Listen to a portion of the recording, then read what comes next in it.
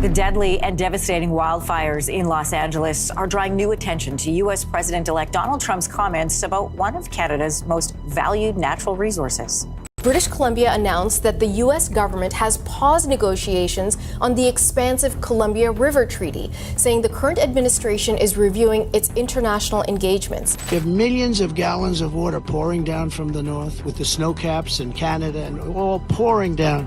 And they have essentially a very large faucet. A quiet but historic struggle is taking shape across North America, one that runs deeper than trade, diplomacy, or politics. It's not about oil, steel, or tariffs. It's about something far older and far more essential: water. According to Environment and Climate Change Canada, the country holds about 20% of the world's freshwater reserves, but only 7% of its renewable supply. Meanwhile, the United States, its closest ally and largest trading partner, is running dry. From the deserts of Arizona to the farms of California, the story of the American West is turning into one of thirst, scarcity, and survival. This crisis has been decades in the making. The Colorado River, once mighty enough to carve out canyons through rock, is now reduced to a fragile thread that sometimes fails to reach the sea. Lake Mead, the largest reservoir in the U.S., has fallen to its lowest recorded level since the 1930s. Satellite images show pale rings of mineral deposits marking the waterline's retreat, visual scars of a vanishing resource. Amid this crisis, voices in Washington began to echo an idea rarely discussed in public before. What if America could tap into Canada's vast northern lakes and rivers? What if the superpower simply reached out to its northern neighbor, not for oil, but for water? The notion gained traction when Donald Trump, in a 2025 campaign appearance, referenced America's unfair disadvantage in natural resources and hinted that our friends in the North have enough water to share. It wasn't framed as a threat, but the undertone was unmistakable, a reminder that power often flows toward need, and scarcity has a way of bending diplomacy. For Canada, the response was immediate and resolute. Prime Minister Mark Carney stated bluntly that Canada's water is not for sale. In calm, measured language, he called it a matter of sovereignty, not economics, a defining line between partnership and dependence. Water, Carney emphasized, is not a commodity. It's a public trust, part of the nation's identity, its geography, and its moral heritage. His message struck a chord with Canadians who see their lakes and rivers as sacred, woven into their sense of place, belonging, and survival. To understand why the issue runs so deep, one must look at how Canada was shaped, literally, by water. From the glacial-carved Great Lakes to the thousand-mile rivers threading through forests and tundra, the landscape tells a story of abundance. But to many Canadians, this abundance carries responsibility, not opportunity. The idea of selling freshwater southward feels less like trade and more like betrayal, a surrender of something inherently national. In contrast, for many Americans, this debate feels purely pragmatic. Drought has turned farmland into dust bowls, forced cities to ration supplies, and driven water prices to record highs. The logic seems simple.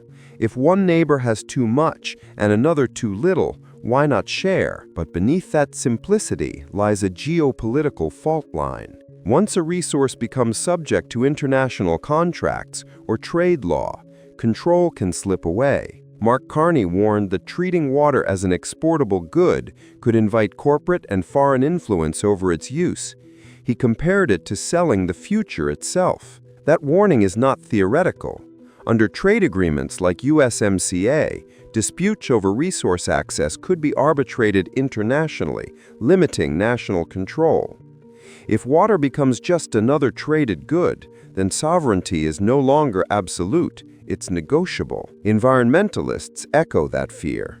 Canada's freshwater ecosystems are already under strain from melting ice caps and unpredictable rainfall patterns. Diverting water to meet U.S. demands would not just shift policy, it could collapse fragile habitats, lower water tables, and alter entire watersheds. The damage, once done, might be irreversible. Meanwhile, think tanks in Washington and Arizona have proposed what they call cooperative flow, a network of cross-border pipelines designed to transport fresh water from northern Canada to the southwestern U.S. These projects, modeled after oil infrastructure, are promoted as win-win solutions that could create jobs, revenue, and long-term stability. But in Canada, that phrase, cooperative flow, sounds more like encroachment than collaboration. It revives a historic unease that when the United States needs something, economic logic has a way of overshadowing consent. For Canadians, water is more than an asset, it's an anchor of independence. Selling it would feel like selling a piece of the country's soul, and as history has shown, once such trade begins, it's nearly impossible to stop. Oil pipelines grew from a few lines into a continental web. Once freshwater trade starts, the same economic momentum could take hold. Carney's argument reframed the entire issue. This isn't just environmental policy, it's national defense. Protecting water, he said, is protecting sovereignty. Canada has since redirected billions into conservation projects, watershed protection, and clean energy transitions, all aimed at preserving freshwater security for generations to come. This approach, grounded in stewardship rather than extraction, reflects a moral philosophy that a nation must leave its natural resources in better condition than it inherited them. To compromise that, Carney argued, would be to betray Canada's future citizens. But as the drought deepens in the American West, the pressure is rising. Crops are failing, power generation is weakening, and entire regions are inching toward a crisis. The moment a superpower starts running out of water, diplomacy tends to evolve into something more forceful. That's why Canada's message has hardened. What began as a calm declaration has turned into a national principle. Water is not a trade good, it's a human right. Ottawa's language now mirrors that of security briefings more than trade discussions. It's not just about protecting rivers, it's about preventing dependency, pressure, and the quiet erosion of autonomy. Yet the deeper truth is that this isn't just a North American story. Across the globe, rivers are drying, aquifers are sinking, and nations are quietly mapping out future disputes. From the Nile Basin to the Indus River, the term water wars is appearing in government policy papers, not as fiction, but as foresight. And here, between the United States and Canada, we're seeing the early chapters of that global narrative unfold. The world's richest nations are realizing that even wealth cannot buy what the planet cannot replenish. Water, once considered infinite, is becoming the new oil of the 21st century. But unlike oil, it has no substitute. For the U.S., the question now is how to balance diplomacy with desperation. For Canada, it's how to defend abundance without isolating itself.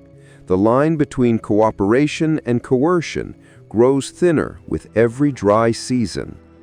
In the end, this isn't just about rivers or borders, it's about values, about whether humanity will treat its last great resource as a commodity or a covenant. As Mark Carney warned, once you sell your water, you sell your future. And in a world running dry, that warning may soon define not just Canada's destiny, it may define our planet's.